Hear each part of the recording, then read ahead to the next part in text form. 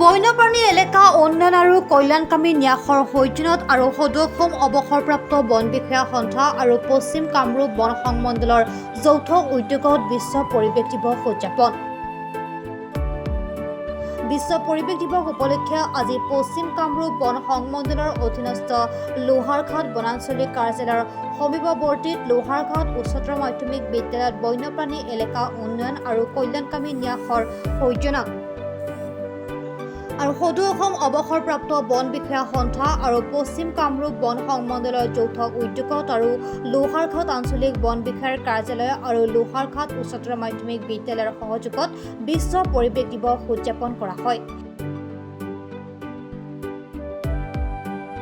এই উপলক্ষে ৰাতিপুৱা বিদ্যালয় চৌহদ তথা অঞ্চলস্থ বিভিন্ন স্থানত বৃক্ষৰোপণ কাৰ্যসূচী সম্পন্ন কৰাৰ লগতে বিদ্যালয় চৌহদত বিভিন্ন ধৰণৰ বন সংৰক্ষণ আৰু প্ৰকৃতিৰ প্ৰতি সজাগতামূলক শ্লোগান সম্বলিত বেনাৰ আঁৰি দিয়াৰ লগতে বিশ্ব পৰিৱেশ দিৱসৰ লগত সংগতি ৰাখি ছাত্ৰ ছাত্ৰীসকলৰ মাজত বিভিন্ন ধৰণৰ প্ৰতিযোগিতা অনুষ্ঠিত কৰা হয়।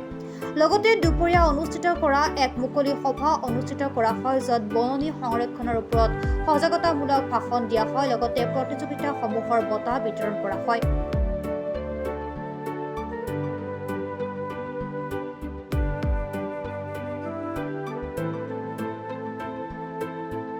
আমাৰ কাৰ্যসূচী হ'ল আমি হ'লোঁ এটা ৰিটায়াৰ্ড সংস্থা এটা। আমি গোটেই ডিপাৰ্টমেণ্টৰ যিমানখিনি ছিনিয়ৰ ৰিটায়াৰ্ড আমাৰ অফিচাৰ আছে চবৰে এইটো অল আছামৰ এটা সংস্থা। তাৰে সংস্থাটোৱে আমি প্ৰতি বছৰে কিবা নহয় কিবা এটা কাম কৰি থাকোঁ।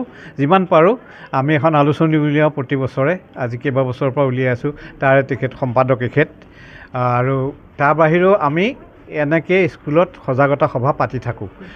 বেলেগ বেলেগ বছৰত আজি যোৱা 3 বছৰ কণ্টিনিউ কৰি আছোঁ, আমি সজাগতা সভা পাতি আছোঁ আৰু ৰাইজক যিমান পাৰোঁ আমাৰ নলেজখিনি বিলাবলৈ চেষ্টা কৰোঁ।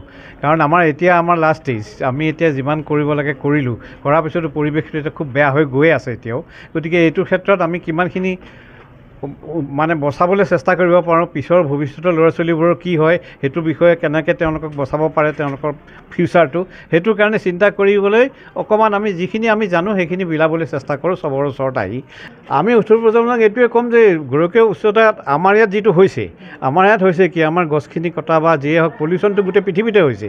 এই পলিউশ্যন বন্ধ কৰিবৰ কাৰণেই মানুহক সজাগতা ক্ৰিয়েট কৰিবৰ কাৰণেতো এখন মিটিং এৰেঞ্জ কৰিছে চবতে, প্ৰত্যেক পৃথিৱীতে সদায় আজিৰ দিনটোতে কৰিলেও প্ৰত্যেকতে নিজৰ প্ৰত্যেক জেগাৰে বেলেগ বেলেগ পৰিৱেশটো বেলেগ বেলেগ।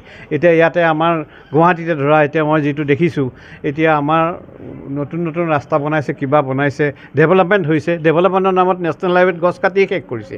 আমি ইয়াতে গছ পুলি লগাই কিবা লাভ আছে নেকি? আমি ইয়াতে গছ পুলি কেইটামান লগাওঁ, কিন্তু আমি লাখ গছটো আমি কাটি আছোঁ। গতিকে সেইটো বন্ধ হ'ব লাগে। আমি বিচাৰোঁ লাহে লাহে আমি সেইটো চবকে সজাগতা কৰিব লাগিব, ল'ৰা ছোৱালীকে সজাগতা কৰিব লাগিব। কাৰণ অক্সিজেন নহ'লে গছে অক্সিজেন দিয়ে। অক্সিজেনটো আমাৰ নহয় যদি আমি নামত এতিয়া গোৱালপাৰা ৰাস্তাটোত গোটেই গছবোৰ ধুনীয়া হৈ আছিলে, আমি গোটেই কাটি শেষ কৰিছোঁ উন্নয়নৰ নামত। 4 লেন বনাব লাগে কাৰণে কাটিছোঁ। আমিতো এইখিনি বাদ দিওঁ, মাজত ৰাখি পেলাইওতো আমি বনাব পাৰিলোঁ হয়। সেইখিনিতো কৰা নাই। সেইখিনি আমি সজাগতা ল'ৰা ছোৱালীক কৰিব লাগিব। আমি দুদিন পিছত নাথাকোঁ, কিন্তু ল'ৰা ছোৱালীবোৰে চাফাৰ কৰিব। ইহঁতৰ ল'ৰা ছোৱালীখিনি কি অৱস্থা হ'ব? এতিয়া গৈ পেলাই উষ্ণতা গৈ পেলাই গুৱাহাটীতে 40 ডিগ্ৰী হ'ল, বাকীত গৈ ক'ৰবাত 50 হ'ল, 56 মান হ'লেতো মানুহ নাবাচেই। গতিকে আমি এতিয়া সেইদিনাখন দেখিলোঁতো বান্দৰ এটাৰো এই গৰমতে হৈ গৈছে। কেনেকুৱা পৰিৱেশ এটা হৈ গৈছে, দিনে দিনে বেয়া হৈ গৈ আছে। আৰু আমি যিমান দূৰ জানো আৰু 10 বছৰত আৰু প্ৰতি বছৰে 1 ডিগ্ৰী 1.5 ডিগ্ৰীকৈ বাঢ়ি আছে। আমি সেইটোৰ পৰিৱেশটো ৰক্ষা কৰিবলৈ আমি চেষ্টা কৰিব লাগিব। আমি যি অকণমান সময় ফালে অকণমান হিচাপে 10% বা 1% হিচাপে যিখিনি সহায় কৰিব পাৰোঁ, আমি সেইখিনি সহায় কৰিবলৈ চেষ্টা কৰিছোঁ।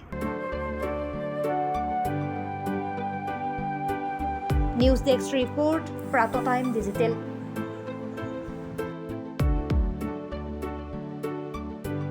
শদিয়াৰ পৰা ধুবুৰীলৈ, বৰাকৰ পৰা ব্ৰহ্মপুত্ৰলৈ সকলোৰে মাজত চিনাকি এটা নাম প্ৰাতঃ টাইম। থলুৱা ভাষা, কৃষ্টি আৰু সত্য বাতৰিৰ আধাৰত প্ৰতিষ্ঠিত খবৰ প্ৰাতঃ টাইমৰ প্ৰতিটো বা বাতৰি পুংখানুপুংখভাৱে চাবলৈ Facebook, YouTube, website, Twitter, Instagram আৰু ব্লগাৰ পেজত লাইক আৰু ফ'ল' কৰক।